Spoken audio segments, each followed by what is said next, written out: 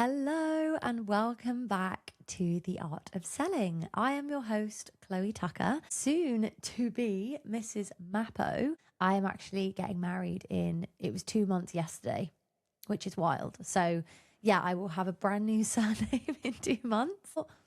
Before we get into anything, I need to tell you something. If you are already following me on Instagram, you may already know this, but if you don't follow me on Instagram and you're brand new to this podcast or you listen and you still haven't followed me, then I am pregnant. I found out I was pregnant. I'm currently 13, nearly 14 weeks, and Stevie and I are absolutely over the moon. It's been one crazy journey. Finding out was a bit of a shock, not gonna lie. The last 3 months have been really tough. I'd probably say the last 6 weeks have been tough. I'd even say like the hardest 6 weeks mentally for me. I can't stop sleeping. I have insane brain fog. I'm not to my best, which is kind of annoying.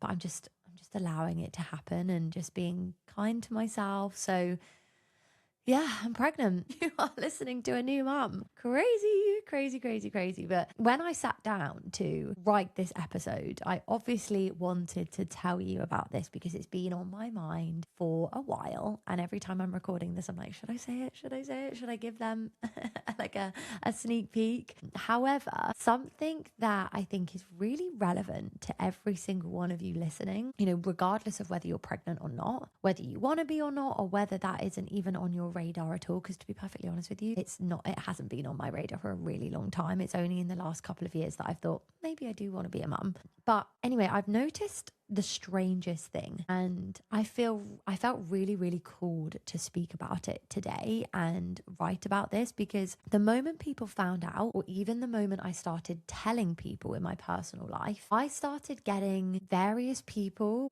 kind of like project scarcity onto me.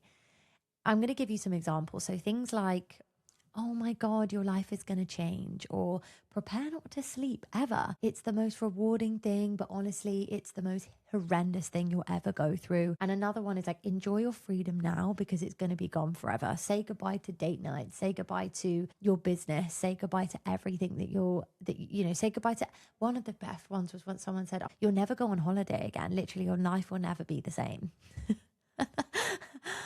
And I just want to say, with so much love, please, please stop doing this to people, regardless of whether you're pregnant or starting a business or anything like this. It's so unnecessary. It's so unnecessary, because I have been through my entire first trimester, which is already the hardest part physically. If any of you are listening and you're a mum, you'll know how hard the first trimester is. It's absolutely horrendous. And, you have to keep everything a secret. That's number one. You can't really tell anyone what you're going through. You feel really rough, very emotional. I'm running a business and I'm also trying to nap and trying to deal with that. And every time I told someone close to me, I was really hoping for joy. And don't get me wrong, 99.9% of the people that I told, it was joy. But there were a few that I kept getting these like list of warnings, and a list of all the hard things that are coming, and a list of all the things that I was about to lose in my life, even though to me, I feel like I'm about to gain the best thing in my life, like the biggest joy ever. And I'm choosing not to receive any of that. And I'm choosing to be really excited. I'm choosing to be grateful. I'm choosing to believe that my life is about to get bigger and more beautiful. And I'm not allowing that energy of, oh, it's going to get smaller and it's going to get harder. Like don't get me wrong, I'm fully aware, and I'm not an idiot, that I know my life is going to change, but for the better. And regardless of whether I lose sleep or not, I barely sleep now anyway. Like, I'm up at the crack of dawn. I am such a motivated human being that maybe it won't affect me. Maybe it will, but that's okay. And it reminded me so much of when I started my business, and the exact same thing happened. I told certain people that I was starting an agency, or that I was starting a coaching business, and and the response was, I remember people being like, oh, be careful, it's really risky. Most businesses fail in the first year. Are you sure about this? Why don't you just stick with like the safety of the job that you have? And what if it doesn't work out? And I didn't listen to any of it. And I'm so glad I didn't, because I know that there are a lot of people out there that will listen to it, that will listen to that. And that's such a shame, because there will always be people who meet your excitement with their fear. And it's their fear that they carry, not yours. It's something that maybe they've experienced personally and they're just projecting it onto you. And I came across a quote on a podcast recently that I've been listening to with a guy called Seth Godin. Recently, he's unbelievably huge in the marketing world. He's incredible. And he said on this podcast, he said, "You are not behind, you are becoming." And as soon as he said it, I remember I wrote it down and I was like, my ears were like pricked up, and I was like, I fell in love with it, because I think about, in the context of this baby, for instance, and in the context of my business, and it's just everything. Like, we are always becoming. Every stage, every season, every scary new chapter that we go through in our lives, we are not behind, we are becoming. So when we compare ourselves to other people, it can be so detrimental, as well as allowing negative opinions to seep into our minds. And it stops us from fully living in our own state, our own mindset, our own body. When I was hearing all of this negativity about having a baby, I did start second guessing everything. And I was thinking, I remember I turned around to Stevie and I was like, oh my God, do you think we will really struggle? Do you think that will happen? And I also mentioned, I was like, someone mentioned that sleep traveling is going to stop. Do you know how that makes me really sad? I hope we don't ever stop traveling and going on holiday. And he just turned around to me and he was like, well, only if you let it.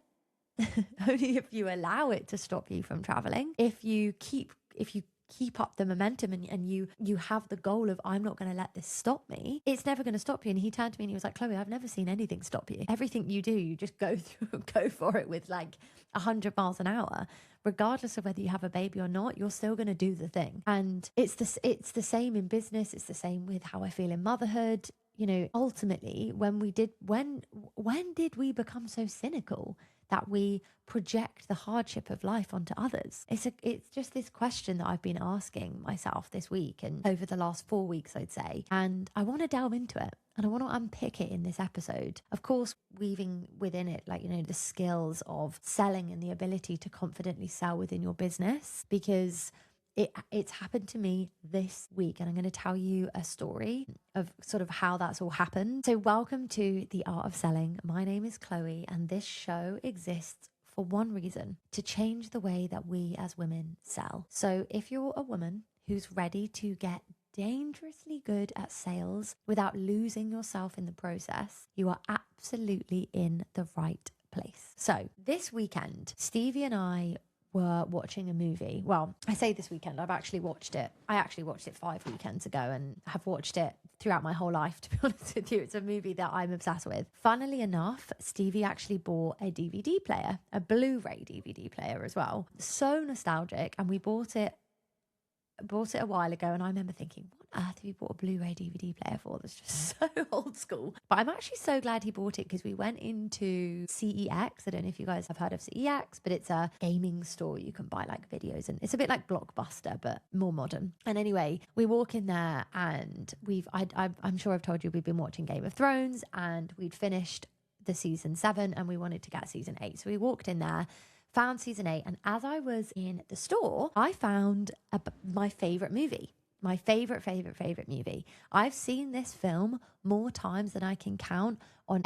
Every single time it gets me. I just absolutely wholeheartedly love this movie, and it's a movie I tell every single person in my life to watch. If you want to fully fall in love with life again, and you want to watch a movie that just makes you feel every single emotion, it's called About Time. And if you haven't seen it, I cannot recommend it to you enough. It's one of those films that just stays with you forever. And yeah, it makes me teary even thinking about how much I love that movie. And the basic premise of this film is, there's a young man, and on his 21st birthday, his dad sits him down and tells him that all the men in their family have a gift. They can travel back in time. Now, not to the future, but back. They can go back in time. and they can go back to any moment in their life and live it again. So they can't go back to World War II or anything. It has to be in their life, something that they've lived, or a time within their time frame of life that they've already lived. And the main character uses this in all sorts of ways to fix things when things go wrong, redo a lot of awkward moments, to say the right thing when he said the wrong thing. And eventually he falls in love, gets married, has children, builds this beautiful, beautiful, beautiful life. But the bit that really gets me is, and this is every single time, is the advice his dad gives him towards the end of the film. And his dad says, and I promise you, I'm not giving you too much away. This is everything I'm telling you right now is in the like, when you watch the overview of the movie. So I promise you, this is not going to ruin the movie for you. You have to watch it. It's incredible. But towards the end, his dad sits him down, because his dad can do it as well. All the men in the family can travel back in time. And his dad says, the secret is to live every single day twice. And the son's like, what are you talking about? So the first time, he says, you live your day normally, with all the stress and the rushing and the things that go wrong and the moments that you don't really notice. And then you go to bed and you go and live the same day again. You go back in time to the morning of that same day. But the second time round, you notice everything: the sunshine, the person who smiled at you, the cup of coffee that was actually really good, or maybe the coffee was just really bitter, but you loved the warmth of it, so you drank it anyway, but this time with a smile. The conversation that made you laugh, but at the time on the first time round, it didn't make you laugh because you were so stressed about something else. So you lived the same day, but with full presence and gratitude. And eventually, his dad says you won't even need to go back anymore, because you'll learn to live every day as if it's already your second time, as if you already know it's worth paying attention to. Honestly, like, this movie will change your perspective on life. Like, it is just unbelievable. And I asked myself as well as, like, what would your day look like if you lived it knowing you'd want to remember every single second of it? Nothing is unforgettable. Even getting on the train or someone pushing you on the train, it's like that little nudge. Maybe it's like, rather than getting annoyed, you giggle at it. You just go, oh gosh, it doesn't matter. It's like nothing seems to bother you because it's just meant to be. And I have been thinking about this so much. I've not watched this movie since I found out I was pregnant. The last time I watched it was probably a month before I found out I was pregnant.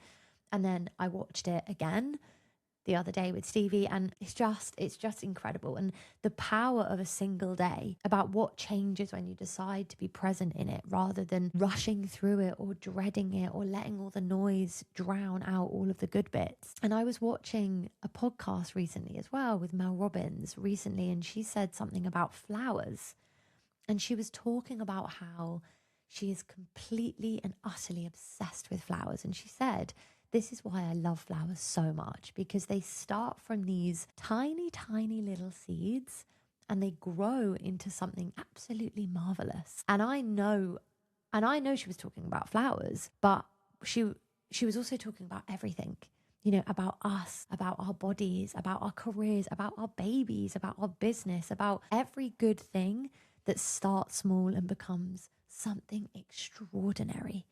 And if you give it the right conditions and enough time, it grows into something marvelous and incredible and delightful and unique. And that is kind of what a day is. A seed, a tiny, tiny, tiny unit of time. If you use it well, it compounds into something marvelous. It takes a while for a seed to grow. It's the same with our days. We go through days so meaninglessly and so passively. It's just like we wake up and we do the same things. But how can we make each individual moment be so incredibly marvelous and so beautiful? Today, I actually went to the gym. This morning, I had to get up really early. I got up at 5:30, was at the gym by 6, 6:15. And as I was walking there, it was raining. And it was a bit cold, and it's starting to, even though it's July, guys, I don't know if any of you are in England, you'll know what I'm talking about. It is just really miserable weather right now. It's summer. But anyway, I was walking and I was thinking, oh, I hate this weather. This is just, this is not ideal. I really wish it was sunny. And I very, very quickly snapped myself out of it. And I was like, how would I want to look back on this day and remember that I moaned about the weather? That just doesn't feel right for me. I don't think I'd want that. So instead, I stopped on the pavement, and I was like, rephrase what you just said, Chloe. Be grateful that you are able to even go to the gym and train. Be grateful that you can walk around the city of Liverpool and look up and see the liver birds and the skyline, and I can see clouds in the sky. Like, that really changed my perspective. And I got into the gym and I was just so excited to train. I was like, I'm ready. Give me the hardest workout. Let's go. And another really good example of this as well, and this relates back to sort of sales as well, is a few days ago, I had a sales call and it didn't close. And I remember when I got off that call, I was so gutted. I really, really liked this woman. I knew I could help her. I could see what was getting in her way, and I could just see exactly how things could change for her really, really quickly. And we worked through quite a lot on the call. You know, the money concerns, she had a lot of scarcity, she had a lot of fear around being seen and, you know, showing up. But in the end, it just wasn't the right time for her. And she didn't go ahead, and it didn't close on the call. We didn't, you know, it just didn't, there was no sale at the end of it. But my instinct at the time, you know, after a call like that, typically is I'd just sit with it. You know, I'd replay it, I'd pick apart everything I said, you know, everything I didn't say, and convince myself that I'd done something wrong. And sometimes that spiral could take me a whole afternoon. I would spiral and spiral and spiral out and be really, really overwhelmed. And it would ruin my whole day. And even if I had other sales calls, I would just go into them with this really negative mindset that I couldn't do it. But instead, I made a different choice the other day when this lady didn't close. And I got off the call. I was a bit gutted at first, I'm not going to lie. I did sit there and think, what did I do? Was there something I did wrong? I am human. We are not robots. And I feel things. And in sales especially, if you don't feel emotion, it's not worth selling it. Like, I truly believe emotions are one of the biggest reasons why I am so good at selling, and why we are all so good at selling, especially as women, is because we can tap into those emotions. It's okay to feel emotional when something doesn't go your way. That's totally normal. But very, very, very quickly, you know, I got myself out of that mindset within about 5 minutes. I was very, very, very quickly, I put my AirPods in at my desk. I just shoved them in, put some really lovely affirmations on, went for a really lovely, like 15-20 minute walk with Margot, and bought myself something really nice for lunch. I was like, I'm going to go and treat myself today. I'm going to buy myself something really lovely for lunch. And I sat with it for a bit and said to myself, it is okay. You know, she wasn't meant for me right now. And I know in my gut and in my heart that she will come back, because I could feel it on the call. She just needed a little bit more time. And even if she doesn't, that is okay. Everything is going to be okay. I still have my mind. I still have my energy. I still have my belief in what I do. I am okay. The day goes on. And when I thought about Time, that film, I thought, okay, if I could go back and live today again, would I change that call? Probably not, because it went the way it was supposed to go. But would I change how I spent it, going for a walk, getting some air, being kind to myself? Not the way I used to spend it, which was sitting and spiraling and feeling so disappointed in myself. You know, the call not closing is not the whole day. We have 12 hours in a day, because 24 hours is part of sleeping as well. So 12 hours in a day, and that's 1 hour of that day. And you get to decide what the rest of that day looks like. The most beautiful thing happened the very next day. Like, I got on sales calls again for my business and closed 2 sales back to back. Both of them were amazing. I felt so aligned with these clients. So like, they were the right kind of clients. They were ready to go. They had the right mentality to start now. And I genuinely believe that if I had spent the afternoon after that first call spiraling and going down a rabbit hole and beating myself up and letting it color everything, making all the colors go black and white, I would have shown up to those next calls very, very, very differently. You know, I now don't let a no ruin the rest of the day or other sales coming in. I just know that, like I said, I've said this before in another episode when I used to do door-to-door selling. It's a numbers game. Not every sale is going to close, and that's a great thing. We don't want every sale to close. We want no's because it builds resilience. It helps us learn from them. I know I've said this before, but every no that you get is one no closer to an amazing yes. And I believe that. I believed I was meant to have that no the other day so that I could then resurface and find these other two yeses. And I want to come back to this idea of other people's scarcity as well, because it shows up everywhere, in pregnancy announcements, in business decisions, in sales calls, in every bold thing that you decide to do with your life. When you announce something exciting, whether it's a baby or a new business or a new partner or a new goal that you want to achieve, you will always, always, always, always get two types of responses. You'll either get the people who meet your excitement with their own excitement. They amplify your joy. They believe in you. They actually trust that whatever you do, you're going to be okay because they know that that's how it works. And then the people who meet your excitement with their fear, who immediately go to everything that could go wrong. And I'm sure as I'm saying this, you're picturing a person in your life that reminds you of this persona. They project their own doubts and their own unfinished business onto your beautiful new thing, onto your beautiful new idea, onto your beautiful new story that you want to share. And realistically, neither of these people are bad. The second group usually come from a place of love. This is what I've noticed in life is usually when people project scarcity onto me, it's coming from a place of love. They're trying to protect me. But the impact, if you let it in, is that your excitement starts to shrink and your belief can start to actually wobble. You start to think, maybe actually that's not a good idea, or maybe I shouldn't start that business. And you also start preparing for the worst before the worst has even happened. And it's never going to happen in the first place. The worst was never going to happen. It's just that's something that they've said to protect themselves and protect you. And in business specifically, this shows up all the time. The person who tells you the market is saturated. I heard that so much when I was starting my business. Or the client who says they've tried everything and nothing works. I hear that a lot. Or another example is the friend who says your prices are too high compared to other people in the industry. The comment under your post from someone who tried something similar and it didn't work for them. All of these things, all of that is someone else's fear wearing the clothes of helpful advice. They're trying to be helpful. They're trying to protect you, but it's not helpful at all.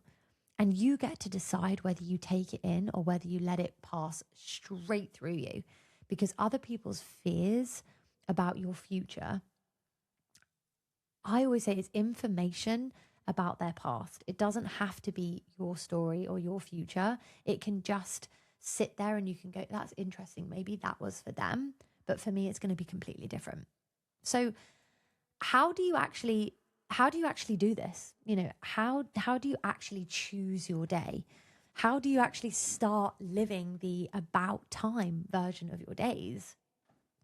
How do you go into your day feeling ready to, okay, actually, do you know what? I'm going to live today as if it's my second time around.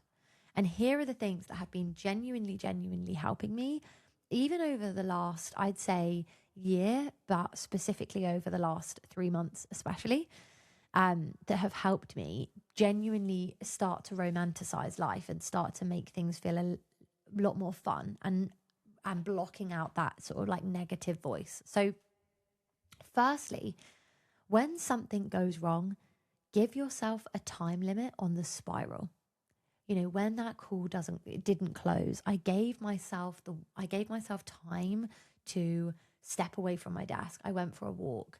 I went and bought myself something nice. I really love to reward myself when things aren't particularly going my way. Maybe that's going to just buy a coffee and saying, actually, do you know what? You did a really good job. It doesn't matter if it didn't go your way. You still did a really good job. You know, that was my time to feel it and process it and be kind to myself about it. And then I moved on. I didn't let it take the whole day because the call was 1 hour. My day is so much longer than that. And I wasn't willing to give all of my remaining energy to 1 hour of something that didn't go the way I thought it would go. So give yourself time, give yourself a time limit and say, right, for the next hour, I'm just going to be kind to myself. I'm maybe going to I'm going to go for a nap. That's something I'm going to try and do and be kind to myself. Or I'm going to go and buy myself something lovely today. I'm going to go and buy myself a coffee or buy myself a pastry.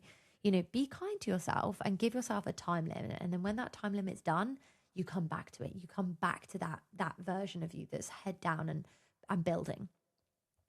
Secondly, notice the good stuff that's happening in the same day as the hard stuff, because they are almost always both there. Even though on that day the call, didn't close, I also had a really gorgeous lunch and took an hour for lunch, and basically just moved away from my desk and went and explored the park near me and went for a lovely walk. This was something I used to dream of doing when I was working 9 to 5 in corporate. I used to dream of being able to just say, actually, do you know what? I'm taking my lunch now, or I'm going to have a 3-hour lunch today because that's what I want to do for today.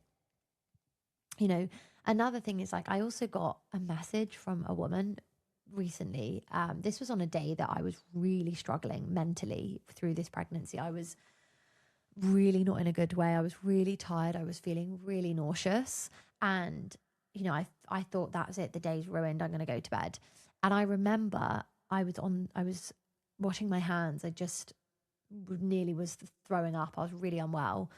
And I got this message on my phone, and it was from a woman who listens to this podcast, telling me that this podcast had changed her life, and that they actually ended up closing a deal for a company that she works for because she just felt so empowered to just go for it.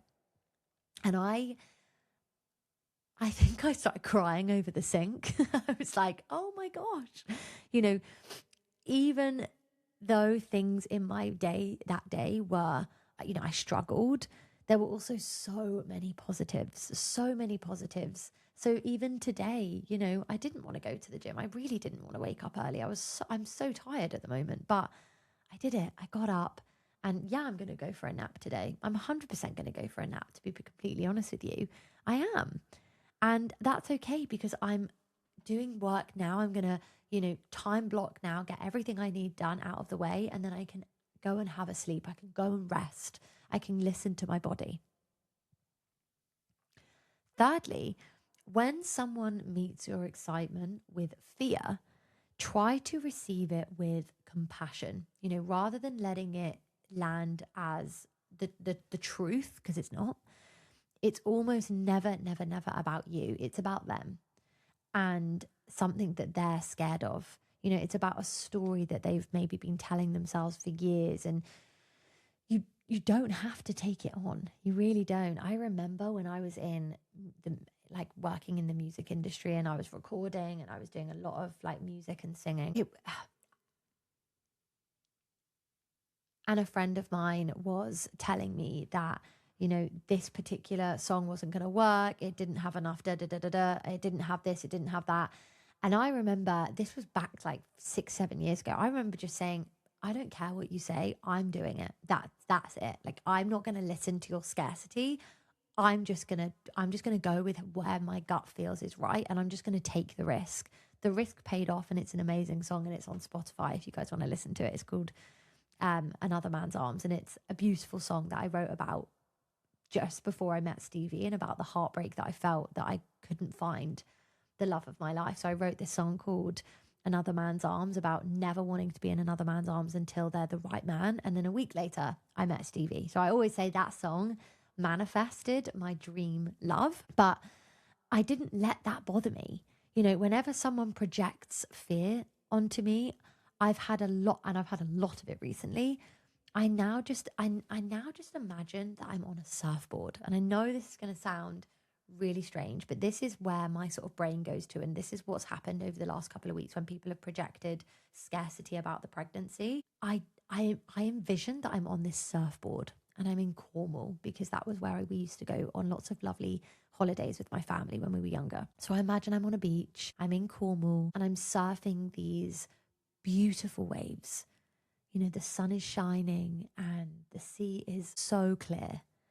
And I picture these emotions or these projections as waves that are coming over me, and that are simply just go over, or they go under me, and I grab my surfboard and I go under the wave really gently, and they drift straight over me or under me onto the shore. And this visualization has helped me a lot over the last few months, especially. It's allowed me to feel like everything is just moving in motion, and I can let those emotions or those fears or those projections glide past me. I don't have to let them stick. It doesn't have to be that way. I can allow these waves to keep going. And fourth, ask yourself at the end of each day, if I was living this day for the second time, what would I have paid more attention to? Because that question over time starts to change how you move through the first time. It actually trains you to notice and appreciate the cup of coffee that you had at the beginning of the day or the middle of the day, or maybe the smile that you got from a stranger that you didn't really acknowledge. You were so busy getting to your next destination that you didn't actually notice or acknowledge this person smiling at you. Or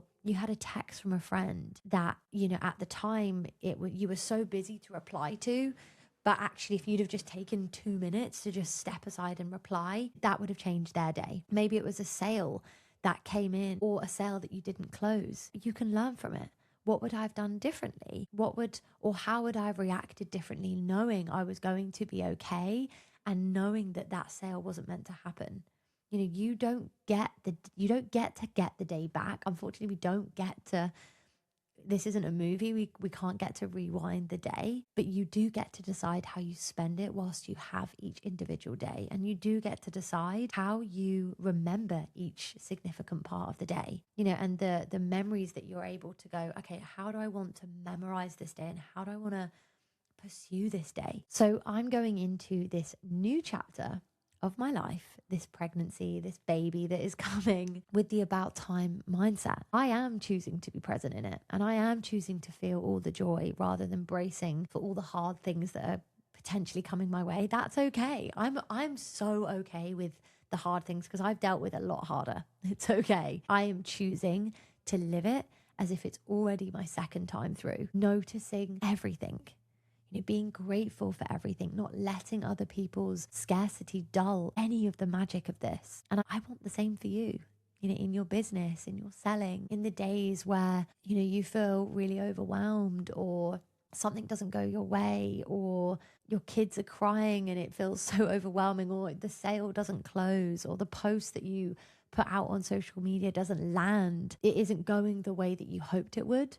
Because I want you to remember that you are not behind. You are becoming. And every single day is a seed that you get to plant. So give it something worth growing into. Give it a smile, give it a laugh. You're allowed to feel sad sometimes, but remember that day is another day added to your life. And if you can make every day count, you can make all the mediocre small moments special. Your life will feel so magnetic and so powerful. And I promise you, you will be able to manifest the craziest things into your life because you start opening up this energy, this magnetic field.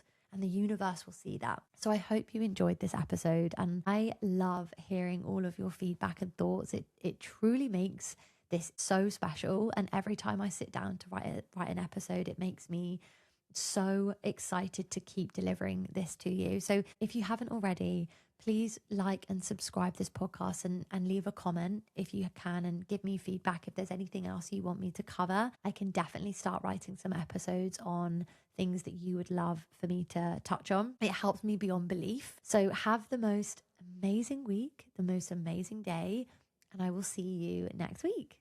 Bye.